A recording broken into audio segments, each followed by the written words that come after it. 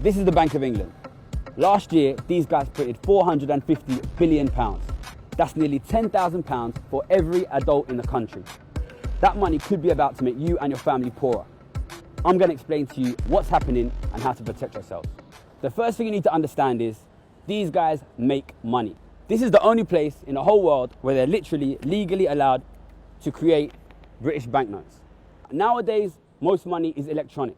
So when we talk about printing money, it's mostly not literal physical printing of banknotes. But these guys are also the only guys in the world who are allowed to credit their own bank account. Okay, you might be wondering, who's this guy? Why should you listen to me? Well, I've been betting on the consequences of money printing for the last 10 years, and I've made millions of pounds doing it. So I know what I'm talking about. Now, what happened last year is not normal.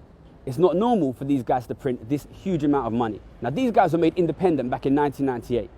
The idea was that governments shouldn't have the ability to control what the economists in this building are doing with the money supply. But last year, the amount of money printed here matched almost exactly, pound for pound, in every single month, the amount of money which the government used to support the COVID crisis. I cannot explain to you how not normal this is. What this means is everything the government did last year, the furlough scheme, Eat Out to Help Out, support for self-employed people, businesses, every single pound of that money came from the Bank of England, newly printed money. That is not normally how financing works. This changes everything, and it's going to dominate what happens in the next 10 years. Now, normally, the governments get the money they're used to spending from borrowing or taxing. But this time, it's purely being printed by the Bank of England and lent to the government. Now, the government owns the Bank of England. So when the Bank of England prints money and lends it to the government, this is the government lending money to itself. The debate about when or how we pay the debt back is totally irrelevant because the government is borrowing the money from itself. This changes the way that countries deal with economic crises. In the past, it's a question of austerity, or should we raise taxation? But now crises are being dealt with purely through monetary printing. This sounds like a free lunch, but it's going to cause problems. You need to understand that if you want to protect your position. Okay, so if the government debt isn't a problem, and we don't need to do austerity or raise taxes, then it sounds like the perfect situation, right? So what do you need to worry about? The problem is, there's been a massive increase in the amount of cash in the economy. If you're not getting that money, you need to ask yourself, who's getting it?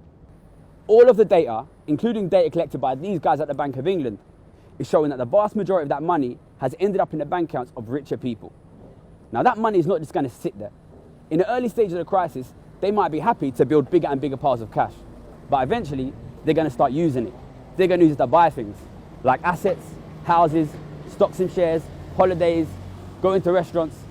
They're going to use that money to buy things that you and your family need, and it's going to push up the prices of those things. What this huge amount of money printing amounts to is a massive devaluation in the value of money.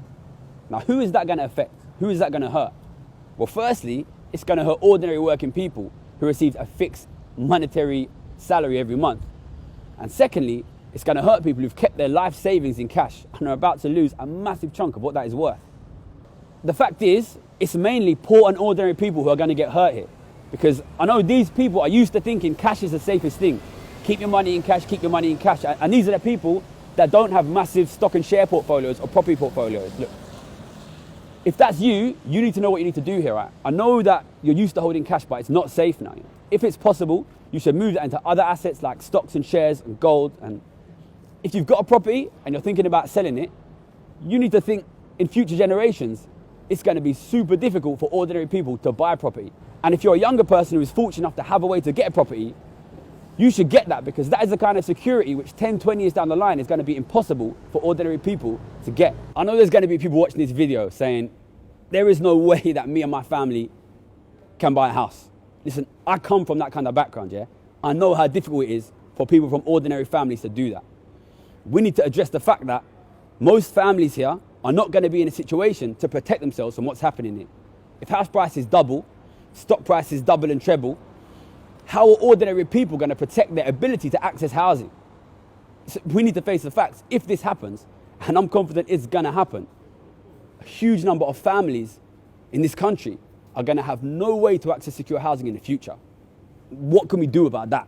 The only way we're going to fix that is to deal with the actual underlying fundamental problem of the COVID crisis. which is that it's massively increased inequality in this country, on top of a decade of already hugely increasing inequality. If we don't do anything about that, there is no way we're going to fix the housing problem here. There is an alternative here.